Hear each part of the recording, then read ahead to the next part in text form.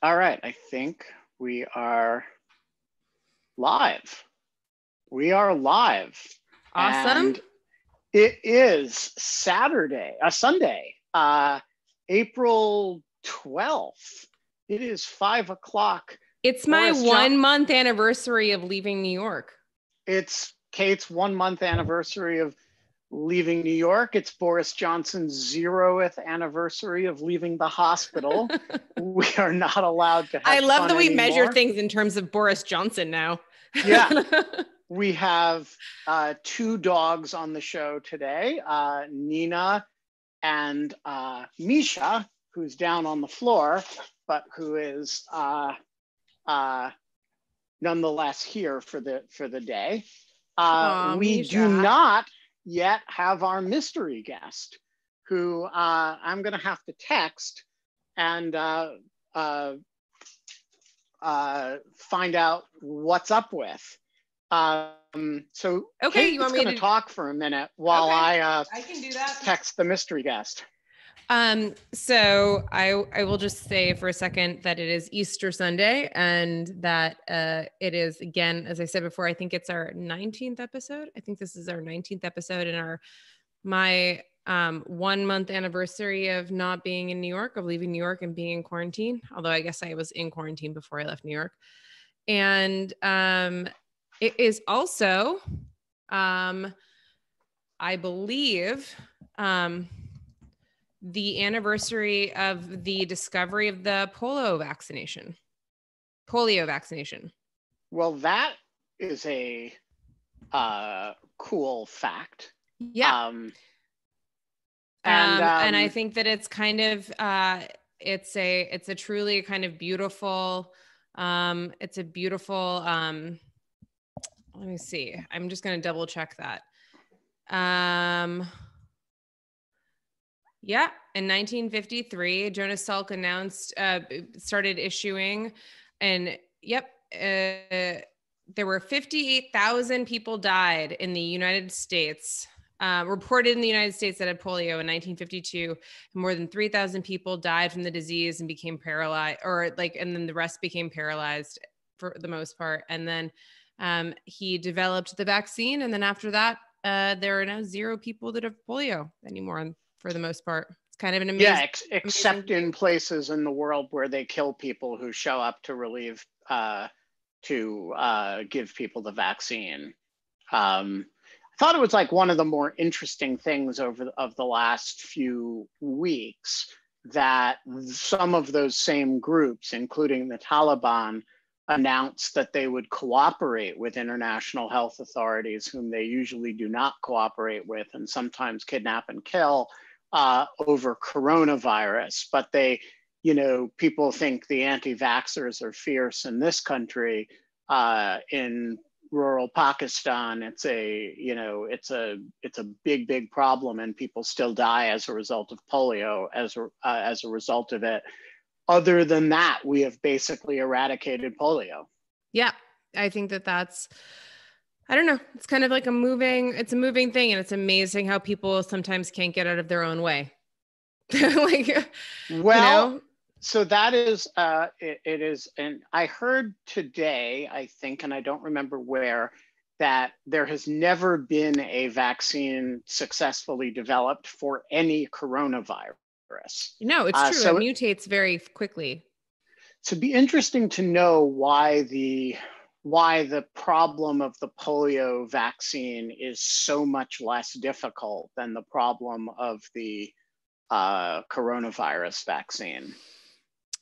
I don't know, but I imagine that the coronavirus, all I know, I'm like, okay, so I'm not a huge virologist or anything, but what I do know is that in highly mutable diseases, like ones that evolve very quickly, those are and that's why the flu vaccine is hard to kind of. But we have flu vaccines. Yes, but right? The flu vaccine is based on last year's flu vaccines. Right, but the point is, it does immunize you against the strains that it immunizes you against. It's just that it mutates so quickly that those may not be the strains in circulation by the time Particularly. you get it. And our mystery guest is here. Oh my gosh. Kate has been in suspense about this. And so I have now promoted our mystery guest. Oh, nice. The one, the only Jonathan Rauch. And Jonathan, you should turn on your camera. That would help. Yes, it's good to see you. I'm sorry I'm late. I was out social distancing in the Virginia trail system and lost that. Is an appropriate thing to do. And you know, you're only 5 minutes late, and in lieu of fun, where we do no planning and we have no producers and there's no makeup, and Kate and I have plenty to talk about. And as you can see, we're all dressed up for the occasion. Really doesn't matter. I was concerned. You're a couple minutes late.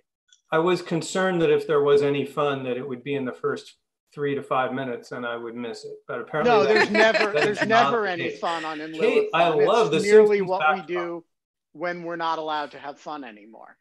Yeah, I have fun with my backdrops. Thank you for liking it. Yeah, it's never on purpose, but I'm always whenever I do these, I use cheers, and I'm always sitting in front of Shelley Long. And then like here I'm in front of Lisa, and it's like some type of meta thing that happens, which is like, I just basically block out my favorite character. Do you have a green screen? Because you know your microphone is appearing and disappearing as you move back and forth. I don't have a green screen, which is why it does not, it appears and disappears. See, as I move in and out toward it, I disappear and appear, right? And like, so does the couch. Now I have headset, now I don't. Pretty, and between your head and the headset is an entirely different universe. Correct. Than the one in the backdrop. It's all kind of strangely Heisenbergian. I prefer. I took an exact replica photo of the spot I sit in my dining room, and I use that, but it has animation. You want to see the animation? Yeah. Are you that you're not that oh my gosh, I really do want to see it. Does it have you coming in and out?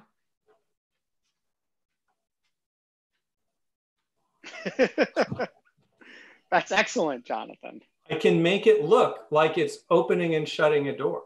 Pretty excellent technology. I heard about this economist that apparently like on his lectures has like pocket doors behind him and his thing. And he like recorded a video of him like opening and like looking down and then like looking surprised, like he was interrupting someone and slamming them shut so that it just plays behind him as he like gives his lecture of like him being surprised by him giving a lecture. The thing about the backgrounds, the reason they're going to be culturally important is a cousin of mine teaches at one of the Cal State schools in the LA area and reported that early on in the process of moving classes onto Zoom, a lot of the students, especially in some of the bigger classes, kind of forgot that their cameras are on. And one male student was walking around naked on the Zoom course. There and you go. Another was using a bong. Well, then you heard about the Harvard law student that decided to clean his gun in the middle of. Not. Oh yes, I'm like, I don't know which is worse: someone cleaning the gun in the middle of class, or walking around naked, or smoking like on a like using a bong in the middle of class. Can I just say, speaking as a gay man, that's a very obvious choice. So I just need to express my dissatisfaction with one aspect of In Lieu of Fun, which is what's that? You failed to ask Oren Kerr about his automobile collection. You know, that is true. And I have even been offered a ride in one of those automobiles. And Oren has an automobile collection? Oren collects classic cars, yes. Oh. And some of them, there are 2 or 3 of them, and they're pretty fabulous. I've only seen one. But yes, that is true. There's many aspects of Oren Kerr that we did not talk about, but his classic cars are a good example. I would like to point out, however, that since we have this nice blow up on the screen of the back of the Lawfare Challenge coin, which has in Latin the slogan, "An oasis Is that a bottle? Is that a glass of scotch? Yes, it is. Lady Justice drinking scotch and recording a podcast, which is exactly what we are doing now. And I just thought, and you see the male figure is also drinking scotch and he's writing a blog post. Nice. Yeah. Excellent. What is the motto? The motto is an oasis, or an oasis of sensibleness in a vast desert of nonsense. Is that the permanent official motto, or is that just the temporary Trump era motto? It was how David Chris once described lawfare. And we asked a classic scholar to translate it into Latin for the challenge coin.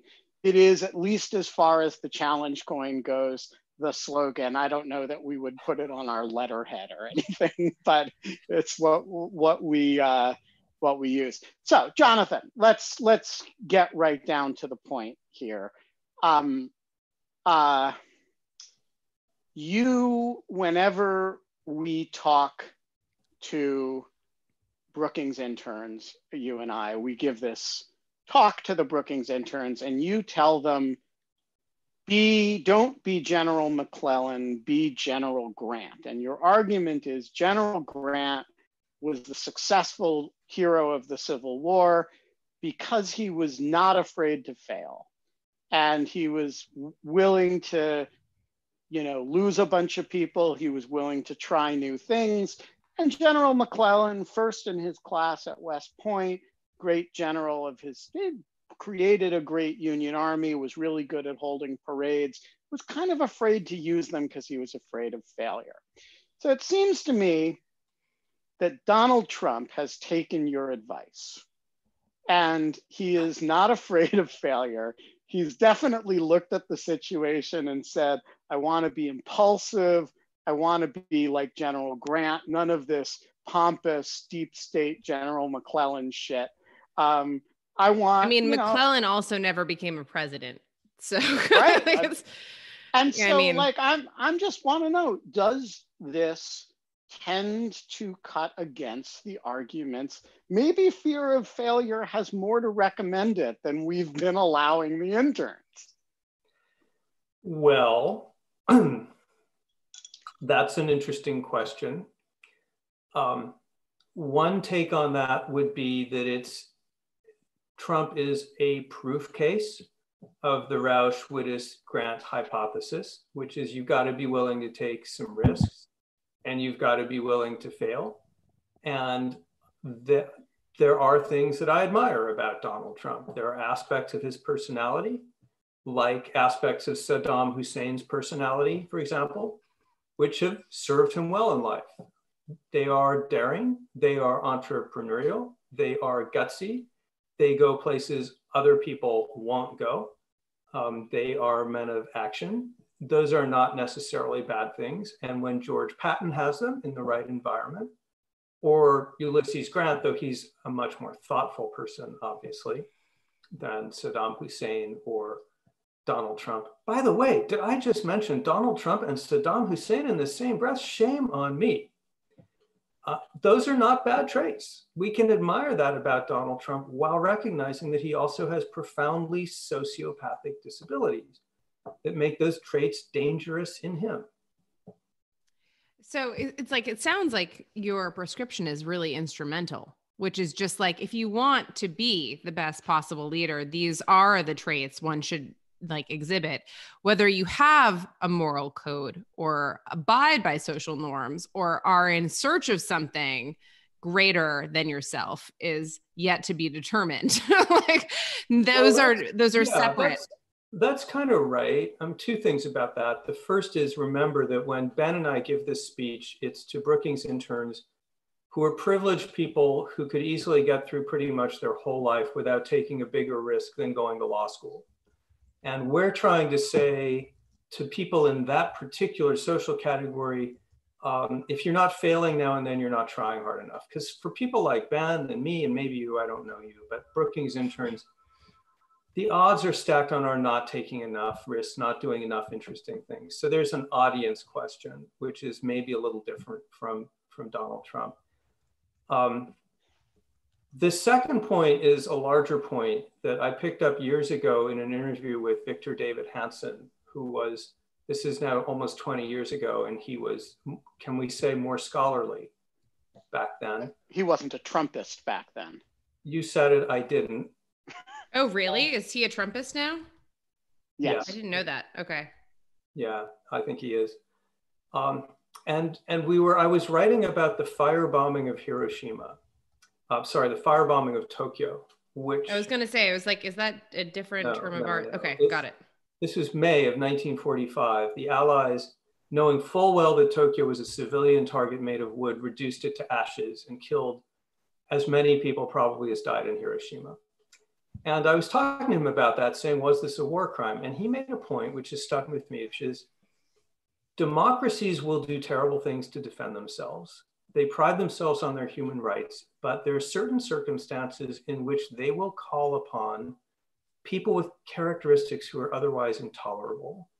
Bomber Harris of the RAF was one of those people. Curtis LeMay was one of those people in the US. And he said, what we do eventually went on to be the vice presidential running mate of one George Wallace, as I recall. Well, that's exactly right. And he said, what we do with these people is we call on them in time of need to do tough, dirty work, which is what they're made for in life. And then when it's done, we throw them down the memory hole. And the larger point he's making is there are occasions in civic life when we need to have people like Donald Trump around. The problem is now is not one of them. And this job is not the right job. So what was the right job in public life for Donald Trump? A man who is lazy, by your account, sociopathic, and corrupt, and infinitely narcissistic. So presumably you don't want him running a military outfit. You don't, like, it's not the Curtis LeMay. He's not a military genius, so there's no like Patton-like role for him or Grant-like role for him. Can you imagine a public role for Donald Trump in which that collection of characteristics would have been a positive?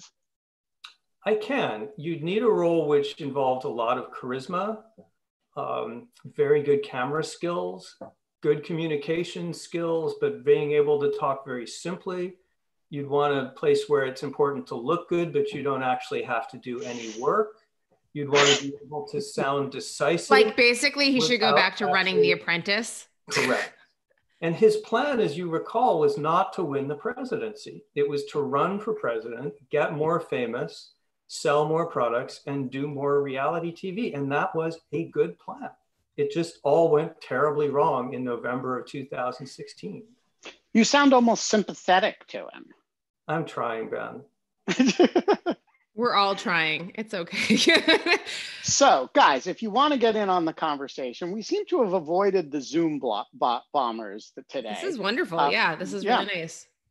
So if you want to get in on the conversation, shoot a note in the Q&A and we'll drag you in. We'll rapture you in to talk to Jonathan Rauch.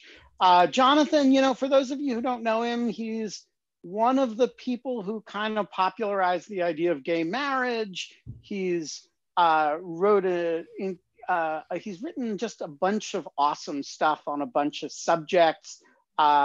He and I sometimes write stuff together. He's one of my very, very favorite Brookings colleagues and one of my favorite people. And by the way, when I said we were having a Zoom cocktail party and I mentioned the idea that we should do this online with an audience and everybody made fun of me, he was the chief fun maker. So do you hate it? Do you think it's terrible? I don't remember it the way Ben does. I don't recall. I like that you brought in your primary source that rebuts you, Ben. I'm unafraid of the truth. But since we spent most of that drinks disrespecting people that we know, it did seem to me that we'd better not put anything quite like that on the air. That seems fair. Right, so that's John, fair. can I ask you a question? Okay. Yeah, which is just kind of, I hate the questions that begin with, can I ask you a question? I know, I hate that. It's like very much like it's a real bait and switch. But I was gonna ask about, I know this is a weird question, but I was gonna ask what you were like in high school and like whether you had any inclination that you were gonna end up doing kind of journalism and the work that you, and the research that you ended up doing, if you feel like there was a natural progression through your life to being a person that asks questions and kind of is social about asking questions. And if that's something that you saw happening like kind of consistently over time, or did you like know that you wanted to be a journalist and go after it? Or was it kind of like that who you were ended up being what you became? Well, fabulous question. Fabulous question. If you're really interested, for only, I think, $2.99 on Amazon, you can purchase my little memoir. It's called Denial, My 25 Years Without a Soul, which is about me from age 5, earliest memories to 25. And it's actually probably looking it up now. I'm putting a probably link in. the best writing I've ever done. Yeah, it's an amazing book. I want to really read it. So it's not about the career aspect of your question, but it's about all the ways that growing up without any hope of marrying or being normal can distort a personality until deep into life. And I hope people check it out because it's a sweet piece of writing. So on the career thing, I wanted to be a musician because I loved classical music and I wanted to play it. I discovered, however, taking 2 years of piano lessons, that I had no talent for it. And I rediscovered that in college when I didn't make it into the Yale chorus. And I knew I could write decently. And so when I didn't make it into the Yale chorus my sophomore year, I went off and had a good think in a college courtyard and decided, well, I'll try the newspaper. I'll try out for that. And that became this. And I wish I had a glorious story. No, I love that story. Saul of Tarsus on the road to Damascus, but that's really how it happened. And then doing it, I discovered I liked it. And then that, in fact, I loved it. And the rest is history. Yeah. But there's another aspect of that story that you sometimes tell, which is that in your earlier career, you imagined the journalism as something you were doing while you wrote a work of titanic importance. And over time, you found that actually what you thought was the subtext or the background was really more of the foreground. I'm not sure which was background and which was foreground. I always knew that I would not be a talented daily reporter. I can't do what Shane Harris does. I'm just not that good at it. Oh my God, I did that. I worked at Talking Points Memo shortly after college and had to write every day a 5-point memo that said 5 short stories that were like 500 words long that I was going to write that day. And it killed me. Like, it was almost like, I feel like it felt like the pressure of having to write a comic strip every day. I was like, this was the one thing I told myself I would never do. Anyway. This will give you respect for what media are doing, especially right now when I think the mainstream media has done a magnificent job in the last 3 to 4 years of airing what needs to be aired. So deep respect, but I don't have that gene. I was always better at books and longer articles. I always had an academic bent. I always was me too. in philosophy, and those things kind of merged when I started doing these kind of longer articles and books that were kind of about ideas. Some people would say we're actually kind of boring, which would maybe why we haven't attracted any spammers today. But yeah, we've been attracting them other days. It's just maybe they're taking Easter Sunday off because they're all. But I was also lucky because the job I had did not exist in the generation before. The generation before, as you know, Ben, journalists were all, the highest end journalist was David Broder. And you were very lucky to be that. Most people were quite blue collar and they were just out there on the beat. And then in the 80s, something came along that it became known as the conceptual scoop. And that was people like you and me who began writing articles about ideas and began turning ideas into articles. Andrew Sullivan was one of those people. Ron Brownstein, you're clearly one. I was one. I'm a bit younger though. I mean, that was a well-developed thing by the time. I mean, I think of that as like almost like a creature of Michael Kinsley. New Republic, that was hatched in New Republic. It was hatched in the Atlantic, also National Journal, the late lamented National Journal, which is the magazine that I was associated with for almost 30 years, very proudly. Also invented that. That's where Ron Brownstein was, Paul Starobin. Washington Monthly put that kind of. Oh my God, Washington Monthly, yeah.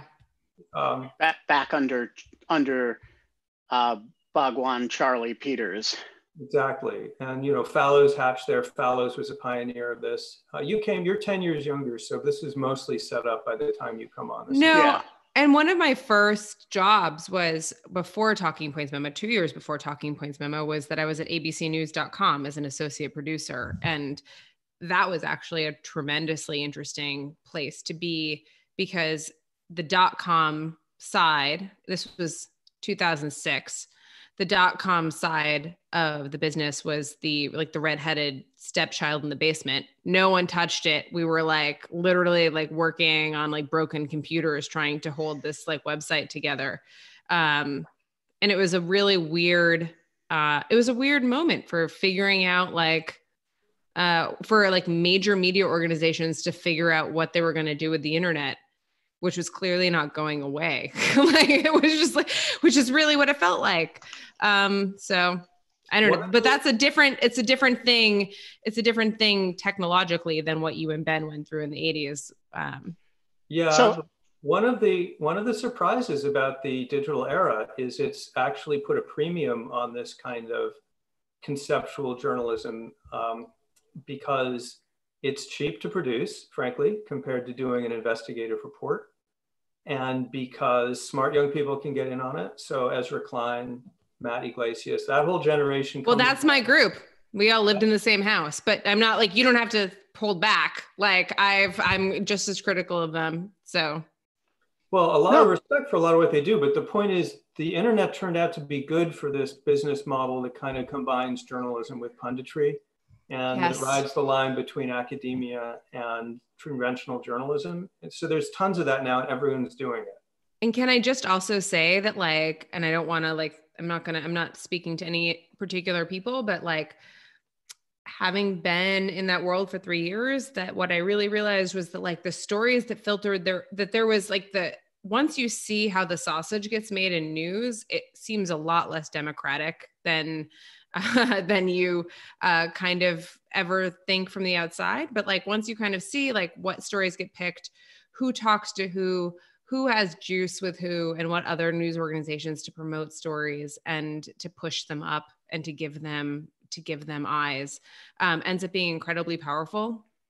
And I mean, you guys know this. I'm not saying this you guys obviously know this, but I just watched my stories die that I thought were important until someone decided they were important. And then they got promoted. And then it was all of these types of these types of things. They're all versions of kind of shadow banning or censorship. But it's also just there were these little cabals of people. And when I was in DC, as having left journalism to start law school, when I was in DC, I would go to parties and you would see the same people that were retweeting each other and reposting each other and everything else, all just hanging out in a circle, a little closed circle group. And it was the same group of people all the time. And it was just kind of, that was what was churning up to Maddow. That was what was churning up to Chris Matthews. That was what was churning up to all of the big, the big things. So it was just a crazy look thing. I mean, that is absolutely true. And actually one of the things when we started Lawfare, one of the reasons that we did it was to concentrate a lot of the sort of writing we were doing in one place in order to generate those effects where you would have a circle of people who was all kind of writing in the same place on similar themes, and thereby formed the kind of community that could amplify each other's voices in a way that was effective.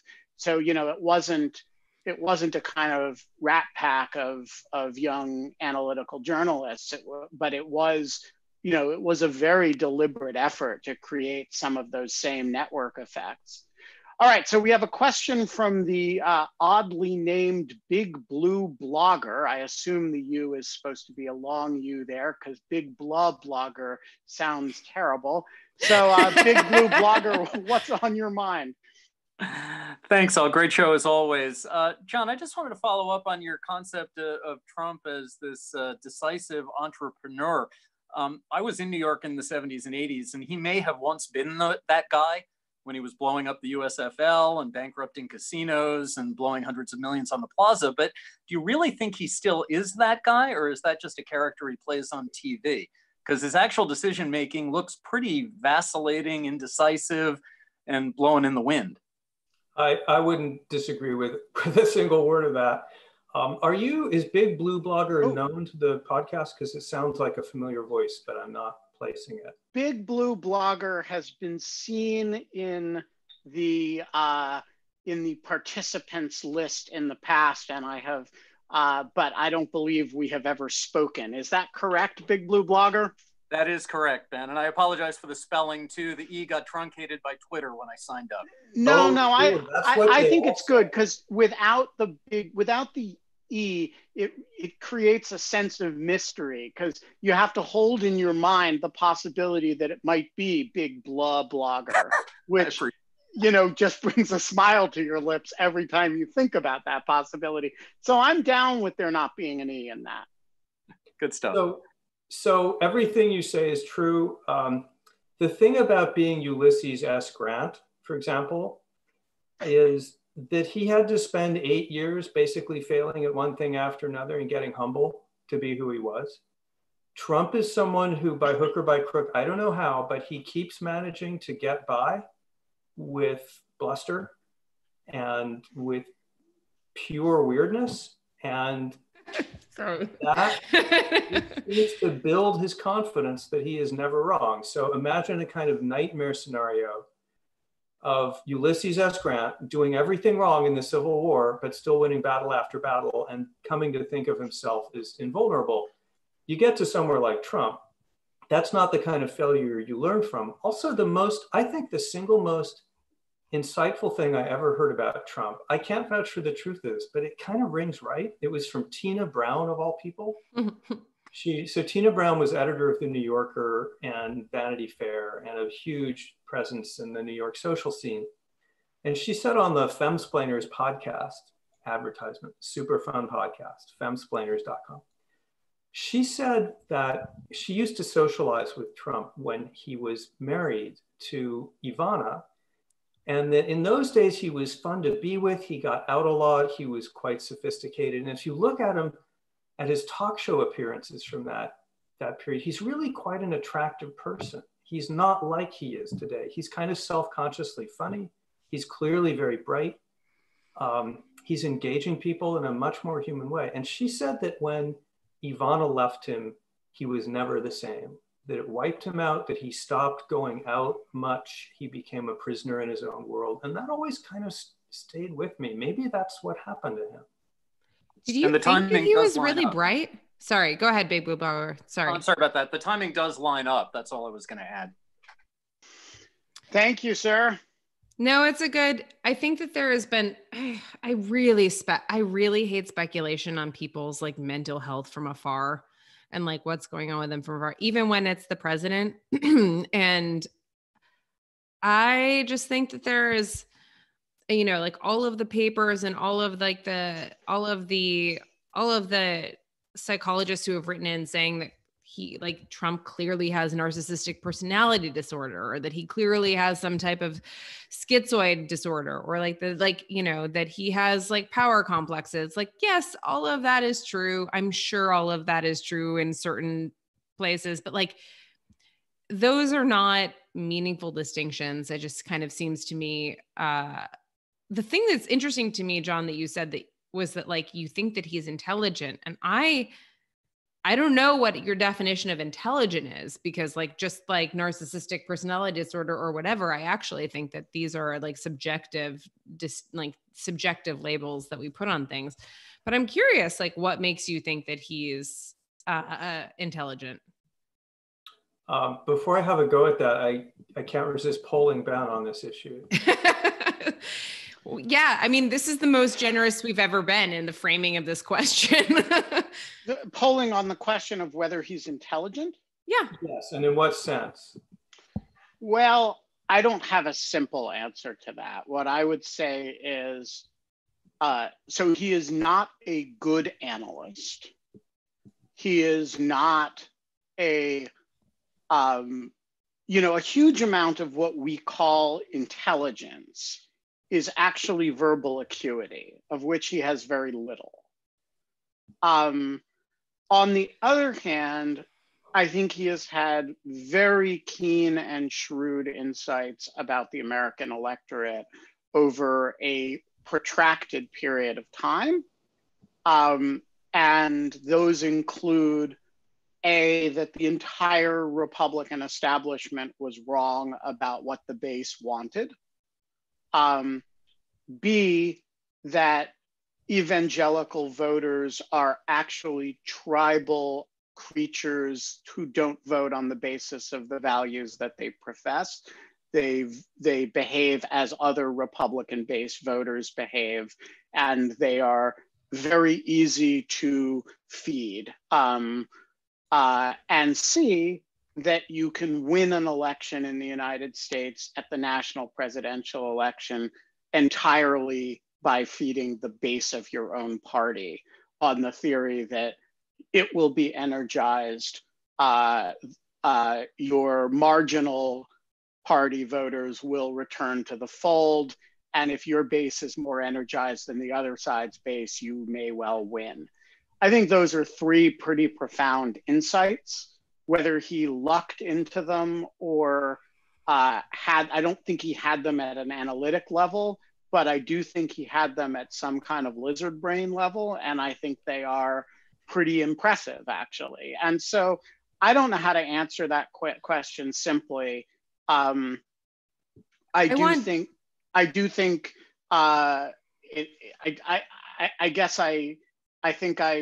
have no doubt that he would not score especially high on a WACE.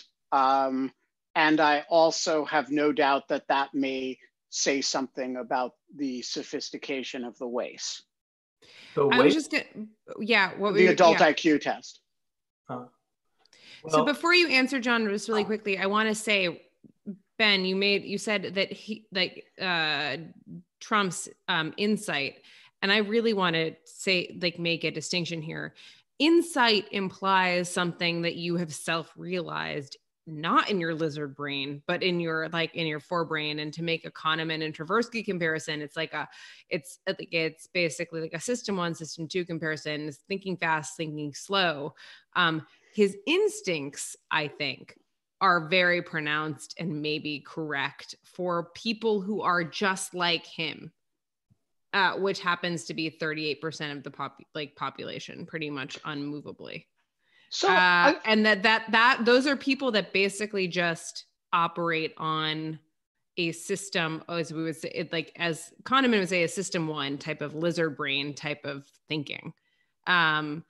System 2 is like insight, which is explaining yourself to people and giving reasoned explanation for things. And he doesn't do that. So that seems to be a thing that I would point out.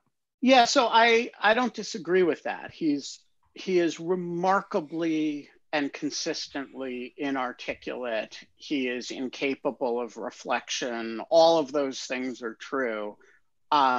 And yet so if you want to dismiss as insight things that he's kind of doing intuitively and getting right, I won't fight you on that, except to say,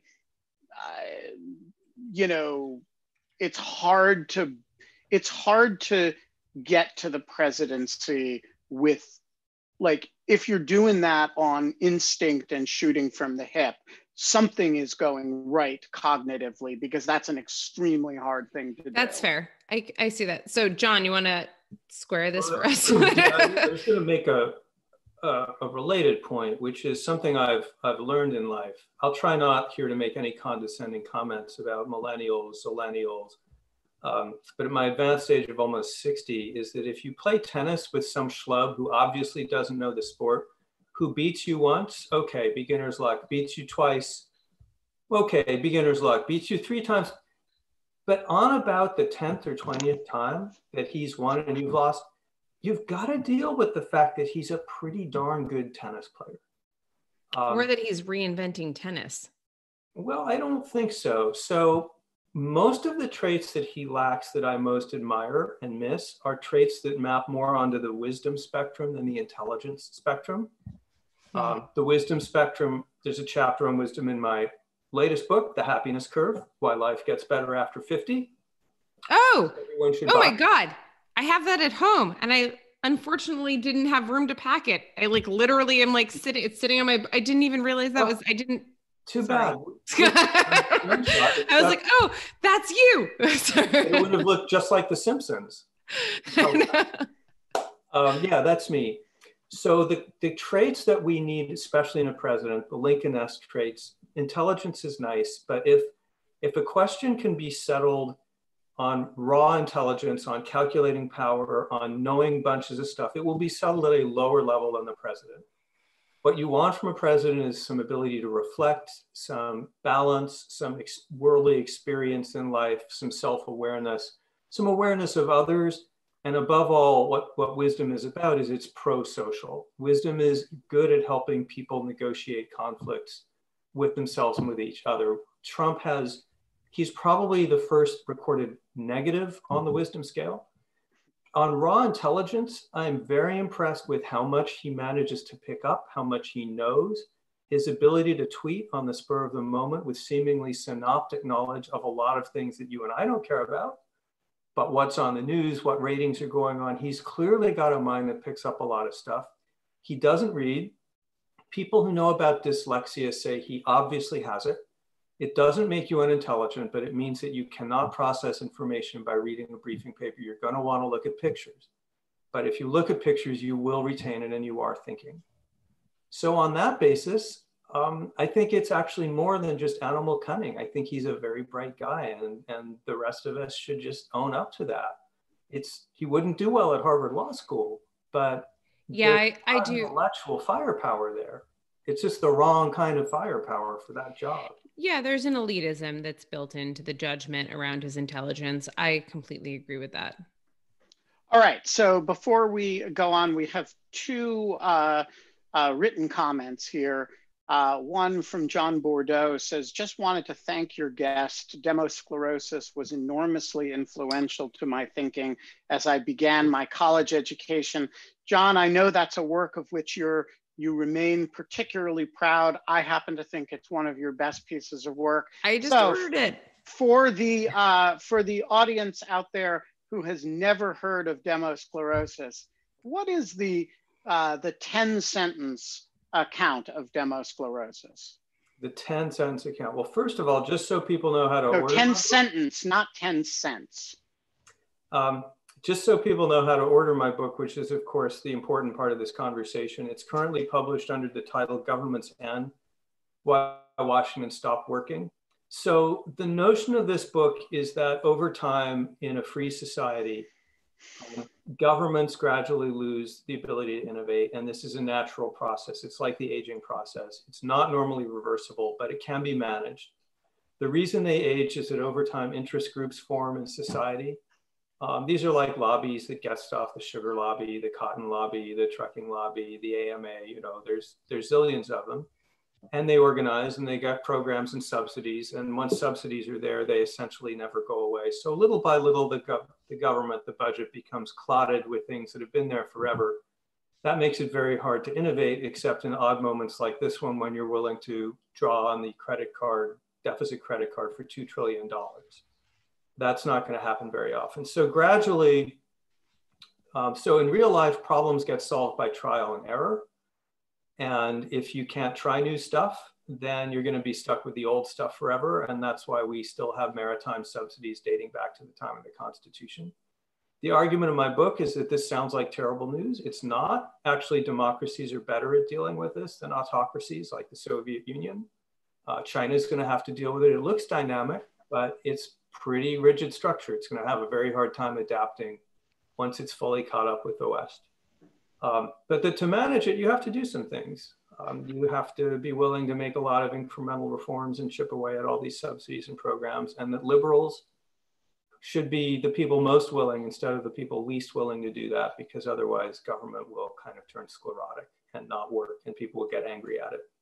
I'm not sure if that was 10 sentences or one very long. That's a pretty good account of the book. All right, second question, I suppose. But buy the book anyway. Buy the book anyway. I just brought 2 copies. I brought one under the old name and one under the new name. Oh, well, you want the new one for sure because it's revised. It's much better. Yeah. Well, I'm going to read that one and then I'm going to someday meet you and make you sign the other one. Oh, so how many of my books have we plugged yet? Let's see, 3 so far. Yeah, there are some more. We're cranking. It's like, I love this show. I love technically 4, I think. So Joel Woodward asks, have you ever considered having Dan Carlin on as a guest?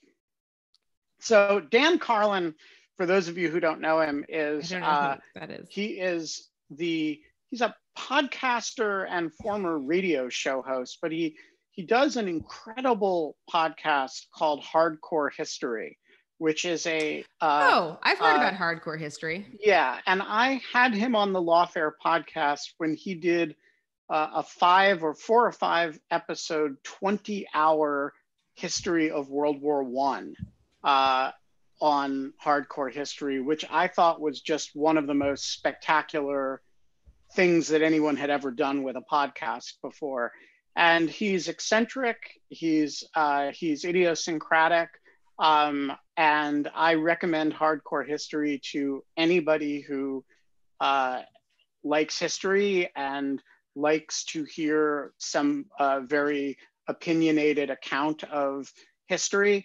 I have had Dan Carlin on the Lawfare podcast, and I'd happily have him on In Lieu of Fun anytime. The truth is, though, that this is a show where we kind of get our friends, because it has to be someone you can kind of text in the middle of the day and it's like, hey, do you want to do this tomorrow, or do you want to do this today? And they have to be people like John who will be like, sure. And like, so I don't know. Otherwise, even when we had Doug Bernstein, my friend who's like he was like, what is this? What am I doing? What am I signing up for? What am I going? What's happening? What's the format? And I was like, please just chill out. I was surprised when you had Doug Bernstein. I like that show. It's fantastic. But I was surprised because I thought the whole premise of this show is you get people on who don't have anything better to do.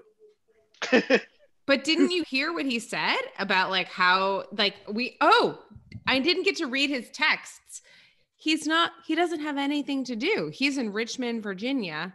There's a number of COVID cases, but they're not in the ER. And what he basically was like, what was incredible about his show was that he was like, we don't have anyone around and all of our finances are falling off a cliff. Oh, that's true. So the rule does hold. That was one of 2 interesting things about the show. The other was, if I may say so, that you had no idea that Richmond, Virginia was not a small town. Oh yeah, sorry. She's in York. I felt thanks, John.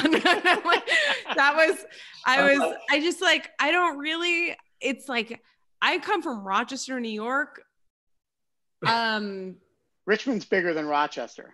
I know, but like I looked it up after this and I felt like an idiot. And I was like, okay, but basically like I was like, okay, I just have no idea how big anything is. And like, yes, that was kind of embarrassing. But he says, I forgot to send this, but he sent this to me the next morning while he was on his rounds. Thanks. That was so very fun. By the way, it is crazy quiet this morning here in the emergency department. I've only seen about 5 patients since I got here at 7 this morning. This was at 11:40. So well into his shift. Less than 20 patients so far today through the whole department will be financially catastrophic, is what he basically said. Yeah. So, I mean, bring more COVID cases to the emergency room in Richmond. That's the lesson. Or non-COVID cases. If you're not infected non-COVID, with COVID, bring anything to go the to emergency Richmond. room. But so, no, I thought it was. This is why I didn't know what I hadn't talked to him about this beforehand. Okay, so he and his wife Becca are good friends, and they are terrible at texting. Like, I will have no problem throwing them under that bus. They are terrible at staying in touch. And so like, it took me a while to get in touch with him to be able to just be like, can you do this? And I had no idea what was going on. Like, I had no idea what he was going to say on that show. And so I kind of think that it was great. I thought it was really wonderful. Real-time reporting. Would it be rude in the time remaining? I know hosts hate it when their guests try to take over the show, but I actually no, please take over the show, because that's the thing. It's not really a show. It's kind of a cocktail party, kind of improv, kind of Wikipedia. So you take it over. This might be inappropriate for cocktail hour because it's a dead serious question. I'm only asking because I really want to know. Can someone explain to me how worried to be about the firing of the two inspectors general, one in the intelligence system and the other in the oversight of the COVID money? Well, I wrote a little piece about that on Lawfare, which basically said in any other context, it would be a major national scandal and it should be attracting a lot more attention than it is. And Trump is relying on the fact that we are distracted to get away with something genuinely outrageous, and that is a continuation of the norm violation that began when he fired Preet Bharara and accelerated through the firing of Jim Comey, and from there. But these are the U.S. attorney in New York is a slightly different matter, but these are the FBI director and the inspectors general are not supposed to be positions that serve at the pleasure of the president. They're supposed to be positions that are appointed by the president. They can be removed. Traditionally you remove people only when they do something wrong from these positions. And Trump's has really trod on that. And I think we should be very anxious about it. One, the firing of Atkinson is clearly a retaliatory gesture. And in fact, is overtly a retaliatory gesture. When he was asked why he did it, Trump said, because he submitted a phony report and sent it to Congress, right? I.e. he blew the whistle on the Ukraine stuff. So, I mean, it's an overtly retaliatory gesture against somebody who did his job in good faith. And Glenn Fine's a figure about whom I have kind of mixed feelings. He was the Inspector General of the Justice Department for a long time, in which role he was very deeply hated by Justice Department officials who regarded him as sort of hyper, I remember him being described as our own internal Ken Starr. That said, he is a very able investigator. I don't know his work product to have been deficient in the findings that he made. He was very aggressive, and he has been the acting inspector general at the Pentagon and was voted by his colleagues to supervise this $2 trillion of spending.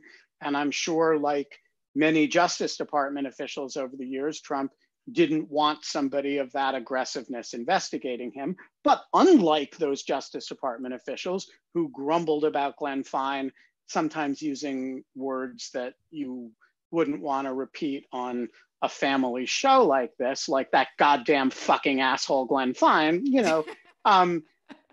unlike those people who would grumble about it and say things like that, they never actually moved to have him ousted, right? And that is the difference between Donald Trump and the last gazillion administrations. And so, I think, if Donald Trump had said, boy, I really don't like it that Glenn Fine is is, doing this. This is going to cause us a lot of problems. And if they'd whispered that in the ear of 100 journalists, that would be the rough equivalent of the way the last two administrations would have handled it. Neither of them would have dreamt of firing Glenn Fine. And, I think you can keep in mind two things. One is that there may be legitimate reasons why lots of the investigated community don't like Glenn Fine. And number two, that's what the system is for, right? To have you have the fear of God and inspectors general in you when you spend $2 trillion of the federal government's money in a very short period of time, and to have the president just to be able to remove that person with impunity because he doesn't like that prospect is a pretty deep change in, not in the formal powers of the presidency, but in the actual powers of the presidency de facto. Do we know yet who the replacements are? I mean, could this turn out to be a case where Trump does something very obnoxious, but the successors turn out to be decent people and the job goes on? So he has named the Inspector General of the EPA to replace Glenn Fine. I don't know who will replace him as chair of that board. There is no Inspector General. I mean, there are a small number of former Inspectors General of the stature and experience of Glenn Fine. Michael Horowitz, for example, but it's still in business. Michael Horowitz is currently the Justice Department Inspector General. He is not of the same stature as Glenn Fine. The former Glenn Fine's predecessor, Michael Bromwich, is kind of at that level of regard. And but Fine is an unusual figure. He's been around a long time, right? And so I think if you decapitate that, you send a message. And one of the messages you send is, if I don't like your findings, I'm going to rip you from your position. And that is something that, the combination of the Atkinson firing, which is, I'm removing you because I don't like what you did. And the Fine removal is, I'm removing you because I know your reputation and I don't want you to do what I think you're likely to do. That's a powerful message if you do it in combination. And I promise you it was heard in the Inspector General community, as they call themselves. I mean, that's going to have a long tail in that community. I'm finding a lot to worry about. No, there's a lot to worry about in that episode. And the president's people followed it up. If you look on Real Clear Politics last week, there was an article in which, it's impossible to tell if it's a trial balloon or a harbinger, but that they had leaked to, I forget the name of the reporter, that they were contemplating a mass removal of all the remaining Obama administration appointed IGs.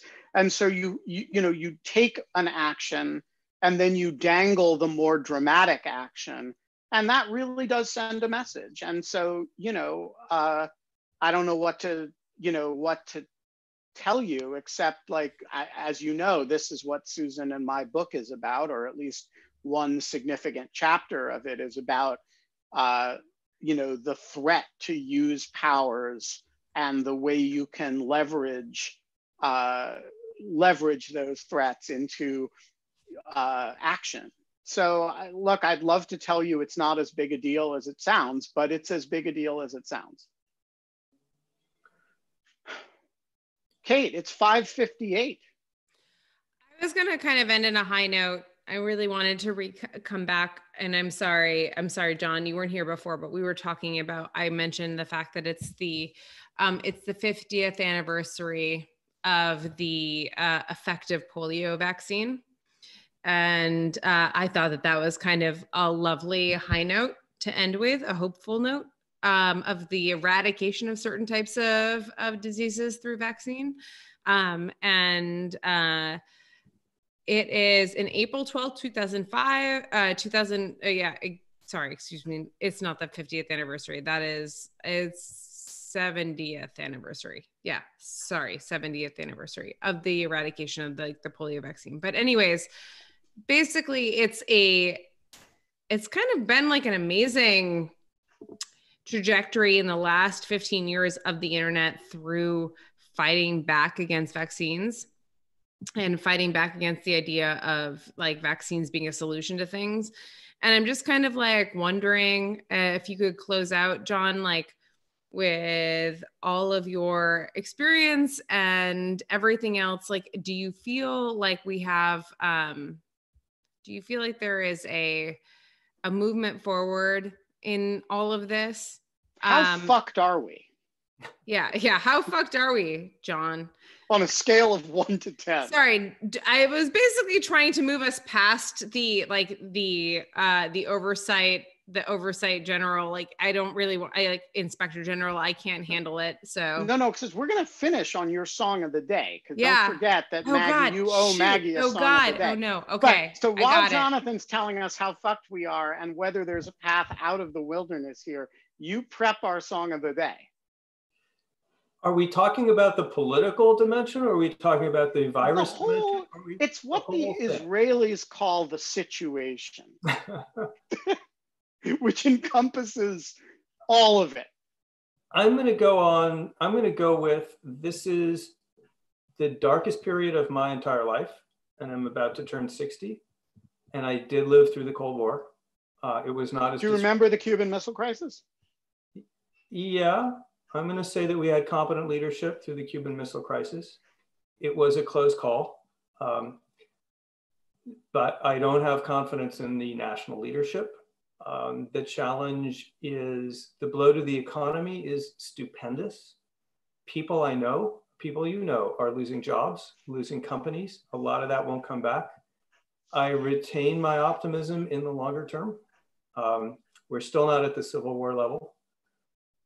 I just think it's going to be real challenging to get there. The good news, if there is some, everything I'm saying is obvious because I'm pulling this out of my ass, obviously. We are seeing the citizenry and the governors and the states respond pretty well to this crisis. We're seeing lots of people lining up to sit down at sewing machines that they haven't used since they were children and make masks and round them up and bring them to emergency departments. There will be a vaccine for this thing probably, though there's still no AIDS vaccine, so no guarantees. So it's a question of getting through. So long tunnel, dark tunnel, but the light is probably not a train. I'm going to go with that. But I agree. And I also, as like, one of my darkest but most favorite of tomes is And the Band Played On, which is a story of reporting out from the AIDS epidemic, which always reminds me that gay men experiences this type of contagion and this type of moment before, and in quiet and in shame, in a way that like was really not spoken about. And I really think that it's time that people outed that disease in that way. Anyway, sorry. It means so much that you said that. For homosexual American men, this is our second time around. Yeah. And it's not even the worst. And it was a wonderful, wonderful moment the other day when Tony Fauci at a White House podium mentioned that, mentioned what the gay community had been through and how as a result it had become more of a community and less of a population, and how the gay marriage, he didn't say this, but it's true, the same-sex marriage movement comes out of the AIDS crisis. It's why I'm married today. So there's going to be strange and interesting and actually beneficial consequences down the road. But thank you for remembering. Those were very dark days. Yeah, truly. It's like, but like, this is why it's important that people write books, and it's important why people like put down their thoughts in these moments, because I didn't live through that moment. I lived through that moment because I read that book, and like, I am an empathetic person, and I like like to think that I like thought through that period, but like I've been thinking about that a lot, and so have all of my queer communities that I'm attached to. It's very hard for a lot of minority populations in various ways. But yeah, thank you so much for coming on today, John. It's been lovely meeting you and having you. I hope you come on again. I hope if you're ever desperate and you have absolutely no one better to go to. No, we like literally this is what happened. I was like, I have nobody to come up with, because a lot of my female friends have babies and they're like, they just are like completely chaotic and don't feel like they can deal with stuff. And Ben was like, it's okay, I've got someone for this week. And I was like, great. Who is it? And he was like, he's awesome. And I was like, well, who is it? And I was like, well, tell me. Like, and he was like, I can't tell you, it would violate the mystery guest code. And so like, he couldn't too tell kind. me. I would walk on hot coals for Ben Wittes. There is no one I've learned more from or come to love more. And you're Me too. And you're a friend by proximity. So I'm delighted to be here. Thank you for joining us, Jonathan, and for all you do. So Kate, what is our mystery song that we are going out on? I'm gonna play us out. Hold on, I'm gonna play us out. And I will do the credits but you got to explain the mystery song. Okay. Like, why is this the song today?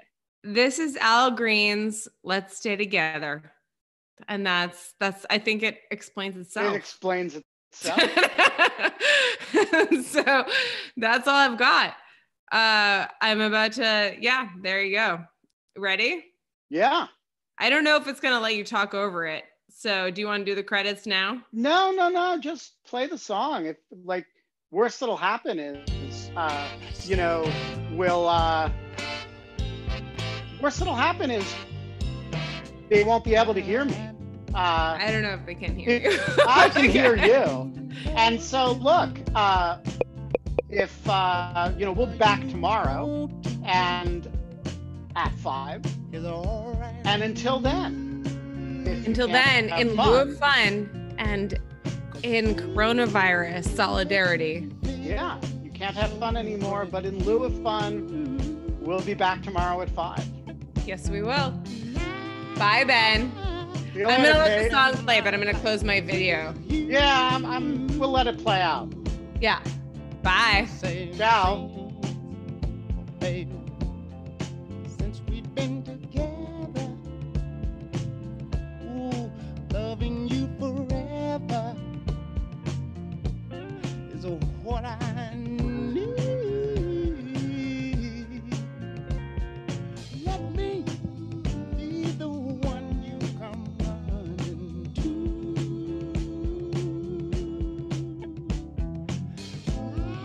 I'll never be untrue. Oh, baby, let's stay together, loving you weather, times are good or bad, happy or sad.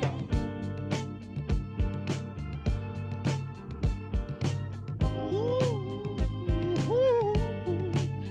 yeah. Whether times are good or bad, happy or sad. Why people break up? Oh, and turn around and make up. I just came to see